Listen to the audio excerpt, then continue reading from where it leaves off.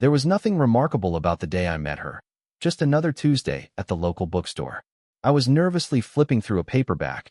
She asked if I'd read it. I hadn't. She had. A conversation sparked, then burned. 2 hours later, my heart felt branded. She was 28, I was 29, and neither of us believed love could begin so fast. But somehow it did. We started seeing each other. Slowly moved in. I cooked for her every Thursday.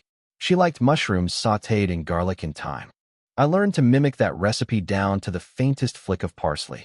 She worked late. I watched old movies solo. Once I asked, "Why didn't you show up at the book release last week?" She shrugged. Work got in the way. I told myself that was fine. That was love, giving more, expecting less. Some nights are etched in memory. Rain streaking the window, our playlist humming softly in the background, her laughter hitting the walls like warm light. Late breakfast pancakes, rain-tested umbrellas, sleepy kisses in the living room. I believe those tiny details were forever. I gave more. Surprise flowers, movie of the week nights, pretending her forgetting our anniversary was just life's trivial hiccup. I told my friends, "She's amazing, we balance each other." In reality, I was tethered to hope, blind to signs. It happened on a quiet evening while she was at work. She left her phone face down on the kitchen island. I didn't want to look, but my thumb betrayed me. It swiped open a conversation with Sam from yoga. Her, "I miss you already." Him, "When can I see you again?" I froze. She's never done yoga in her life. When she came home, confrontation followed. She cried, stumbled through excuses, confusion, vulnerability, and finally, "You deserve better." I wanted to fix it, to reassure, to rebuild. But I packed my bag that night, stayed at a friend's, never returned. Driving aimlessly at 2 a.m. with that heartbreak song on loop, I felt hollow. And yet, something dark and liberating clicked. Loving someone so deeply and still being replaceable hurt more than anger. 6 months later, I'm in line for coffee, minding my own business. Turn around. I see her, latte in hand. And next to her, Sam from yoga, beard, smug grin, like he's claiming a trophy. Our eyes met. She smiled. Not warm, cold. Like she was passing someone she used to vaguely know. I nodded. She turned away without blinking. They walked out. I returned to my car, sat there, and let the same song reverberate for 2 hours. My mind replayed. How is it possible to love someone and then become invisible? Then it hit me. Karma is slow, but precise. She looked like happiness, not guilt. I inhaled, exhaled.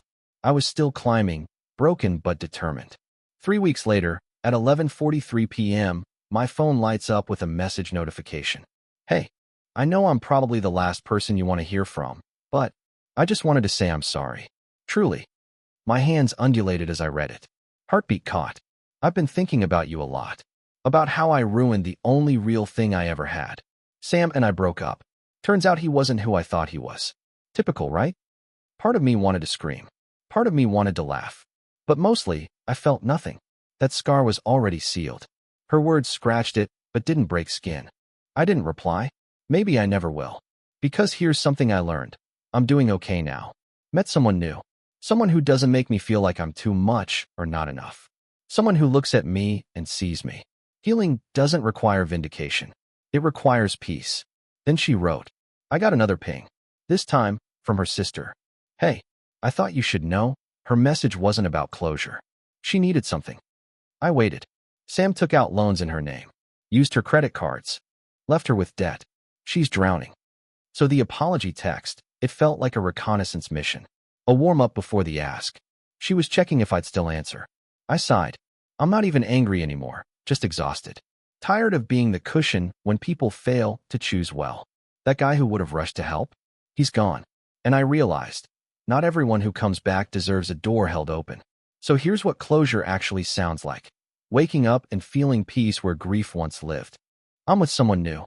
They don't erase my past. They build with me. And I feel grounded. Unremarkable. Maybe. But steady. Real. I learned life eventually puts things in their place. Especially when karma's keeping notes. This story ends not with revenge, but with a quiet truth. You can't change what happened, but you can choose how you let it change you.